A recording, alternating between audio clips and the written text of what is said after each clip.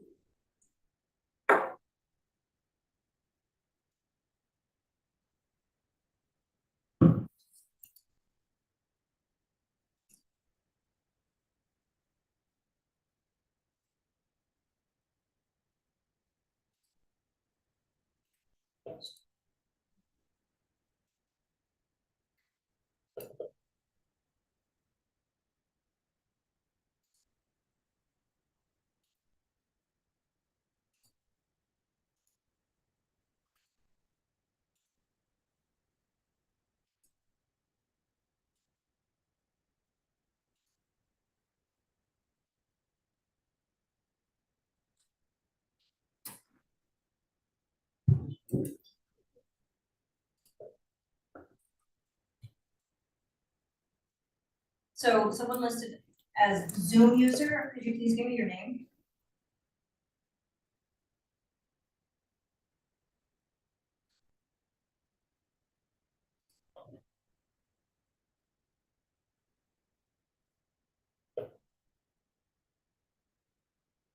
There he Zoom is. is me. Thanks, Pat. I was hoping that it might be you.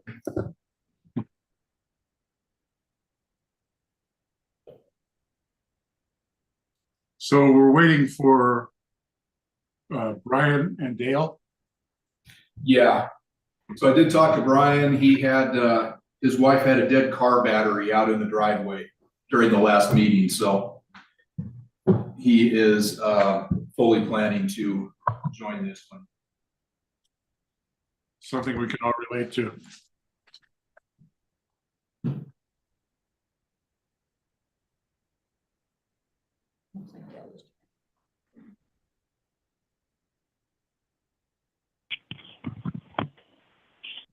Was Dale on the committee on the meeting before? He was not. in the Yeah, last I'm one. on. He's here Yeah, now. There you are. okay, I'm on board. Okay. All So right, you do have a quorum, Pat. Or you can give Brian another minute or two. Okay.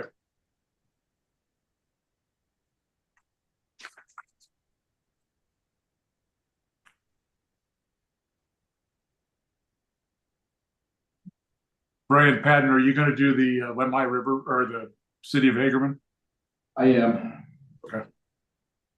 Well, really, I'm just gonna set the stage and then give it to Travis Thompson Okay. on behalf of the city.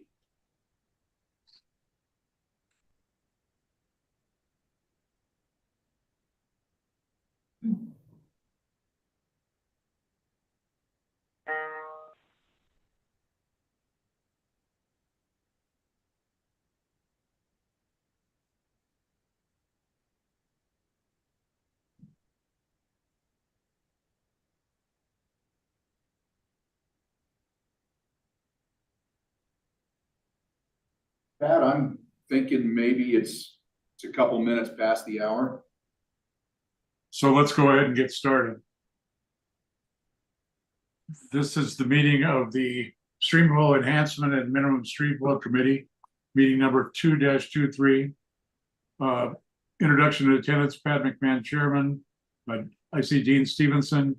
Brian Olmstead is not present but expected, and Dale Van Stone is online. Let's go ahead and start with City of Hagerman. Brian Patton, do you want to take that? Yes, said I will briefly introduce it and then pass it to Travis Thompson on behalf of the city of Hagerman. So this topic involves the city of Hagerman and the Water Resource Board's Billingsley Creek minimum stream flow water rights. Through an agreement with the Idaho Department of Parks and Recreation, the city of Hagerman received a portion, 1.4 CFS, of a water right from what is called the Florence Livestock Spring. Florence Livestock Spring is a spring in the Hagerman Valley that flows into Billingsley Creek. Of course, Billingsley Creek is tributary to the Snake River. In 2021, the city applied to the department to transfer 1 CFS of that right to year-round municipal use, from an irrigation season right to year-round municipal use. In February of 2022, IDWR issued a preliminary order approving the transfer of 1 CFS, but for the irrigation season only. The city has requested a hearing and has been participating in an informal settlement process with the department, still attempting to change that period of use to a year-round period. The department's primary concern is changing the irrigation right from irrigation season use to year-round use, and the potential injury to downstream water rights on Billingsley Creek, including the board's minimum stream flow water rights. Now, of note, the board did not protest this proposed transfer. The board does hold 2 minimum stream flow water rights on Billingsley Creek, both of which are potentially impacted by the city's proposal. And they're summarized there, shown in my memo. There's 3608793, which has a 100 CFS year-round use, and then 368596, which has a 135 CFS non-irrigation season use and a 75 CFS irrigation season use. And then that steps down as you go downstream on Billingsley Creek as irrigation diversions are withdrawn. I've also included a hydrograph at the Highway 30 stream gauge, and of note, the winter time period of that minimum stream flow is not normally met. So the city's proposal would potentially impact that water right a little bit more.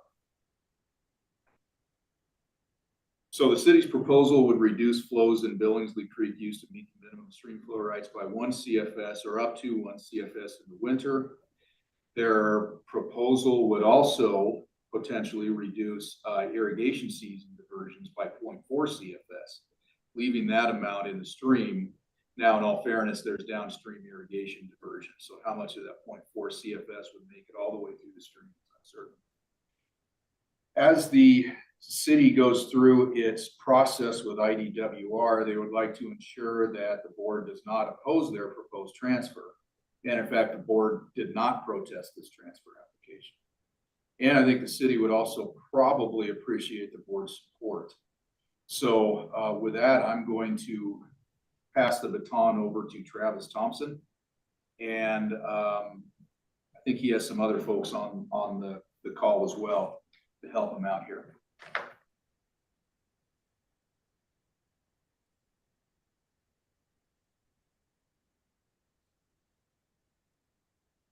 You're muted, Travis.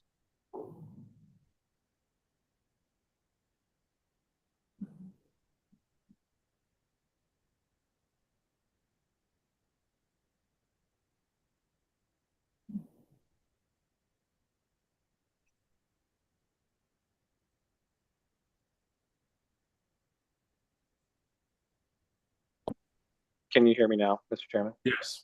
Okay, sorry about that. As Brian explained, I think he gave a good synopsis of where we are. I would just add, from the city's standpoint, they've had this agreement with Parks, and part of that agreement was the conveyance of this water right. 38.5 acres of irrigation will be dried up under the parks property pursuant to this transfer. So using the water for municipal use, there will be an equivalent, I guess, reduction in use from the prior irrigation use. City is looking to add this to their supply. It's a unique situation where they can tie into this spring resource. There's already a diversion structure. There are some other domestic water rights that are used, some stock water rights used from that spring year round. So it's not a change in really infrastructure from the spring. Given the existing moratorium with new municipal water rights, the city's pretty limited in what they can do to acquire new supplies. This is a way to transfer an existing use, retire a portion of that right, as Brian explained, 0.4 CFS that was previously authorized through the irrigation use, and it would just be a maximum 1 CFS through the winter, and likely the summer would be probably the high demand. So I'm not sure how much of that one ultimately they would use over time, maybe grow into that at some point in the future, but we're really just seeking some support with the department.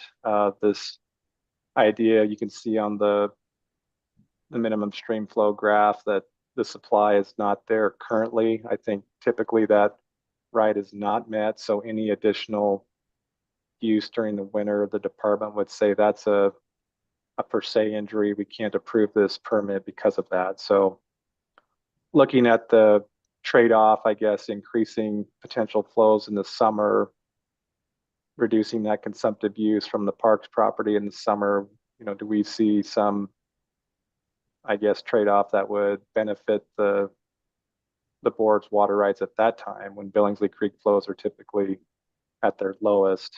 So that's where we're at. I see Mark Holtzen, engineer with JUB Engineering, that helps the city with this transfer and their water supply, their facilities plan. If you have any technical questions, he certainly could probably answer those. I'd be willing to try and answer any questions board members may have.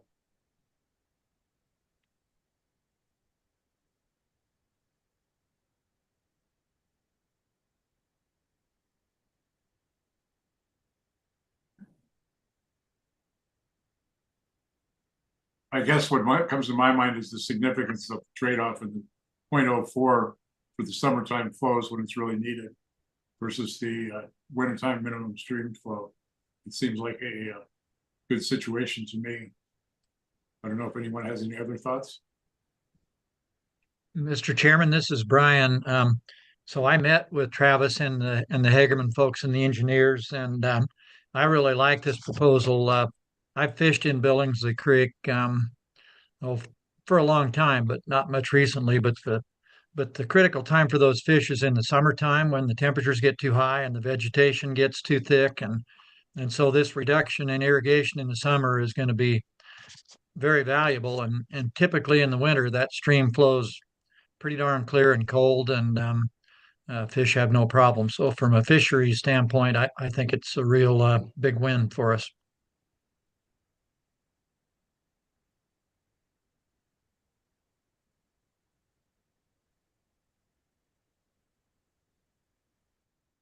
I would suggest that from a municipal standpoint, it's a big win too, just that we need to support the municipalities. They generate quite a bit of income for the state, and something like this should be looked on favorably.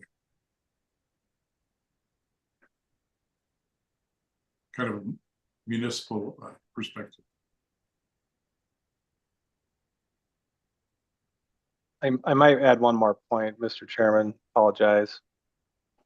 We have reviewed existing downstream water rights, at least during the winter, and it looks like those rights, their existing demands are being met. So this wouldn't be a situation if this transfer were to be approved that it would be taking water from another user. The only real potential injury would be to that minimum stream flow right, and that's just by the numbers. I guess the comment from the city would be that they think that the the values that minimum in-stream flow is meant to protect are that this transfer would not inhibit those values. I mean, it's not a situation where that flow is being met now. We're going to take it down to a level below because of this transfer.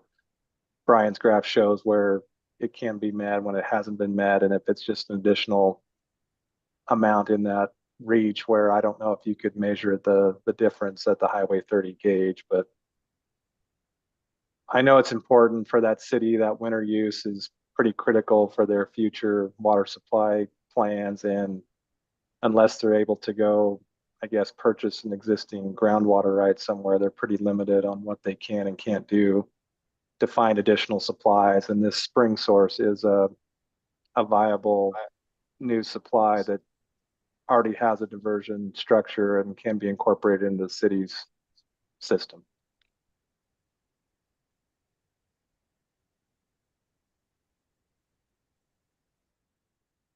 Brian Patton, what action are we looking for? Well, that was, Mr. Chairman, a question I had for Travis. As the board did not, protest the city's proposed transfer application, what would the city be requesting of the water board at this time? I see the next step to be, I guess, Mr. Chairman, Brian, if the board is supportive of what the city is proposing, that perhaps some direction to meet with the department and the city representatives to see if there is a way forward on what the city is seeking. The department has put up, hey, this minimum stream flow is pretty much a prohibition to approving this wintertime use. And if there's a way through that, I guess with the department and the water board, if we can come up with an idea, that's what I'm looking for, at least, to have that next meeting with the department, with somebody from the water board there to at least have that conversation. Because it may be that we can't get there, but if there is a way to get there with some conditions, that's what I'm hoping to get. And if the board has evaluated this and likes the proposal, I guess that's something we could go back to the department with to have that discussion. So you think scheduling a meeting would be the next step? I do, since we're in this informal process with the department, at least having somebody from the water board, if it's Brian, anybody else, welcome to join, but at least have that further discussion with them to see if we can get to a next step of authorizing that winter season of use. Mr. Chairman, and Brian, so I'm assuming, Mr. Chairman, that we want to make a recommendation to the full board, or, do we want to make a recommendation to the full board to support this process, or just to get to a further meeting?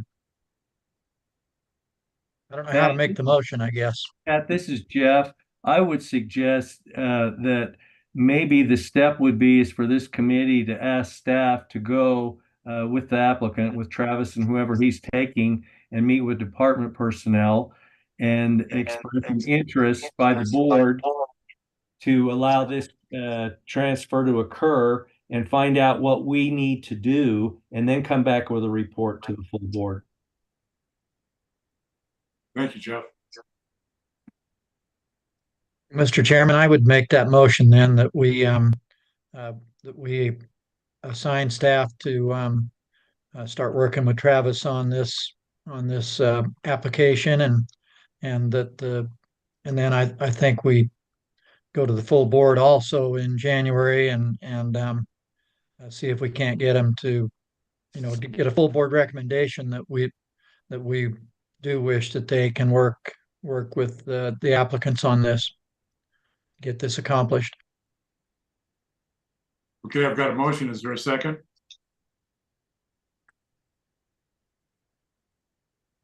I'll second. This is Dean. Thank you, Dean. It's been moved and seconded. Is there any further discussion? So I would call for a vote in support of Brian's motion All in favor signify by aye. Aye. Aye.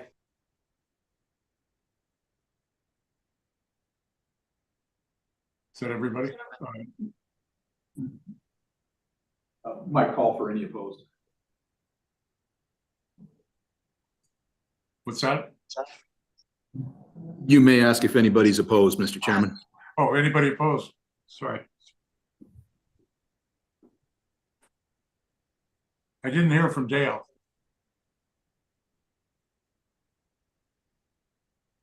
Well, hearing no opposition and all in favor voting said aye. Okay, we'll move this forward. Okay, thank you. That's everybody. Okay, does that conclude this item? It does, Mr. Chairman. Okay, so next we'll move on to the Lemhi River Settlement McFarland Minimum Streamflow Water Right. And we'll turn this over to the ever capable Amy Castle. Amy? Good afternoon. Thank you, Mr. Chairman, members of the committee. This afternoon, I have a draft resolution for your review and recommendation for approval by the full board. This pertains to the Lemhi River at McFarland minimum stream flow exercise. Just a quick reminder, the Lemhi River Basin Comprehensive Settlement Agreement was inked back in February of 2022. It set forth a legal process for irrigators in the Lemhi River Basin who divert high flow to perfect their high flow water rights. Parties to the agreement included various Lemhi Basin water users, the Water Board, the Department of Fish and Game, and the Idaho Office of Species Conservation. Board members may recall back at the September board meeting here in Salmon, you had a pretty thorough update from myself, other members of board staff, and then several water users providing updates on the elements of the settlement. And then that afternoon of work session, we also had a field trip to the Lemhi River at McFarland Gauge, and board members had the opportunity to see for themselves that reach of the river, where the minimum stream flow is and where we are quantifying it. One element of the settlement agreement was to approve a steering committee charter, implementation committee charter, and members list. That was approved back in March of 23. That steering committee met, real quick, the steering committee consists of water users from both in the Lemhi Irrigation District and outside the irrigation district. Includes staff from Idaho Fish and Game, staff from Idaho Office of Species Conservation, and then of course, the chairman of that committee, as you know, is yourself, Chairman McMahon. So we met at the Salmon Field Office on December 5th and discussed various aspects of the settlement, and specifically, and what the resolution before you pertains to are essentially three different elements, three different steps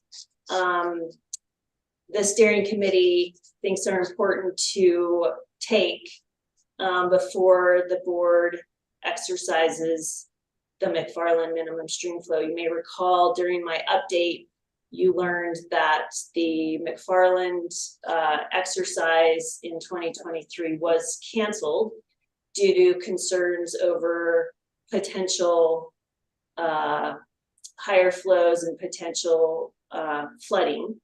So because of that, we had to kind of take a step back and get a sense of what we need to do in order to move forward with a McFarland exercise.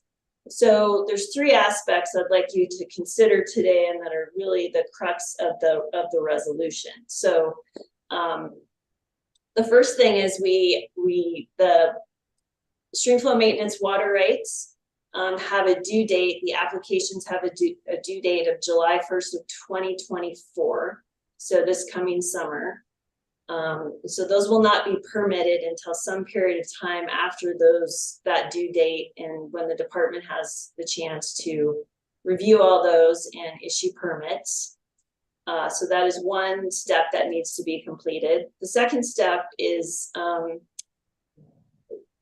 the establishment of a McFarland minimum stream flow effectiveness. We're calling it an effectiveness monitoring program. So as you know, based on that field trip back in September, the goal of the McFarland pulse flow is to flush the overlying fine sediments and mobilize stream bed material to restore and enhance fish habitat. So we know that's the intention, but we need to have a program in place to collect some data and then develop a monitoring program so we can determine if we are indeed meeting the intended goals of the McFarland minimum stream flow.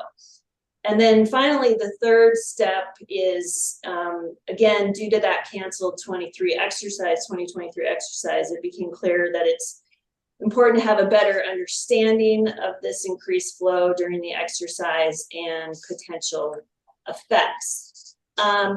Mr. Chairman, you were at that meeting, of course, and you recall that we, as a steering committee, discussed the idea of an up to 3-year pause while we sort out those 3 steps.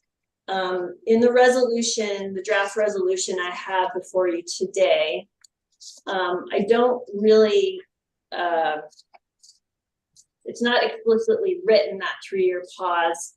What I've done instead is basically, if you look at starting at line 53, which is really the meat of the resolution, everything is pretty much just historical context. I line out those 3 steps that I've just gone over. As far as needing to meet those 3 steps before the board officially exercises. What I am asking, and I'd like your input and other committee members or board members, if they have any suggestions or ideas. Water users can, during this period of time, while we figure out those 3 steps and complete those 3 steps, they can still, of course, voluntarily cease their high flow delivery in order to meet the McFarland minimum stream flow. That voluntary exercise may occur, during this period of time that we need to resolve these 3 steps. And what I'm asking today in this resolution is if those water users should choose to do that collectively and voluntarily, that exercise should be counted towards the 2 and every 5 years rolling period that they are asked to meet the McFarland minimum stream flow. So that's really, like I said, this is a draft. If there are some members of the committee or the board that have some additional thoughts or suggestions, we can, of course, I can tweak this before this goes to the full board. But today what I'm asking is a review and a recommendation of this resolution. And with that, Mr. Chairman, I can stand for any questions. Thank you, Amy. Does anyone have questions for Amy? Amy, this is Brian Olmstead. So the evaluation, the monitoring and evaluation of the program, you can't do that unless we hit one of those flows, can you? Or is this something you could do even starting this year with the? Mr. Chairman, Mr. Olmstead, yeah, that's a good question. What we'd like to do with this effectiveness monitoring program is start to collect baseline data, get a sense of, how much sediment we really do have in that reach. in various, we're gonna identify a couple of monitoring locations, collect some baseline data, and then, hopefully within, this year, the next couple of years, we can have that pulse flow, and we can see what are conditions post pulse flow? So get those preconditions, get some post conditions, start to develop an effectiveness monitoring program. So yeah, we can definitely, as soon as we can get in there and start collecting that data, identifying those monitoring locations. We're going to work with Carter Borden of Center Consulting. We'll continue to work with him. And then Ryan McCutcheon, who's a staff hydrogeologist with the department, who does a lot of work up here in the Lemhi. He is willing to be the one primarily collecting and evaluating that data. So I hope that answers your question. Yes, we will start this spring collecting data for the effectiveness monitoring program. Just a little follow-up, and we might have covered this when we were up there, but do you already have, so you've got Carter, you've got staff and budget to do this monitoring work starting out? Yes, Mr. Chairman, Mr. Olmstead, we do. Thank you. That answers my question. Any other questions for Amy?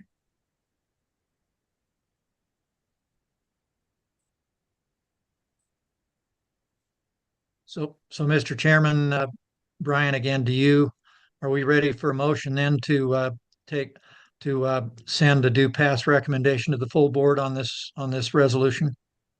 Yes, I believe we are, Brian. So moved. Do I have a second? This is Dean. I'll second it. It's been moved and seconded. Is there any further discussion?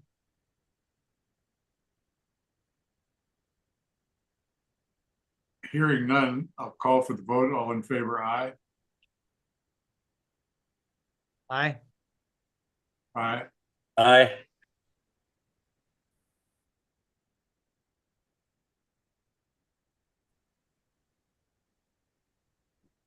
Gail?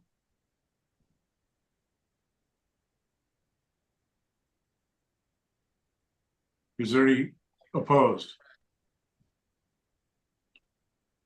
Motion carries. Any further discussion? Thank you, Amy. Thank you, Mr. Chairman. Thank you, members of the committee and the board. We have other items is the next agenda item. Brian, do we have any other items? Not from our end, Mr. Chairman. Any of the board members have other items?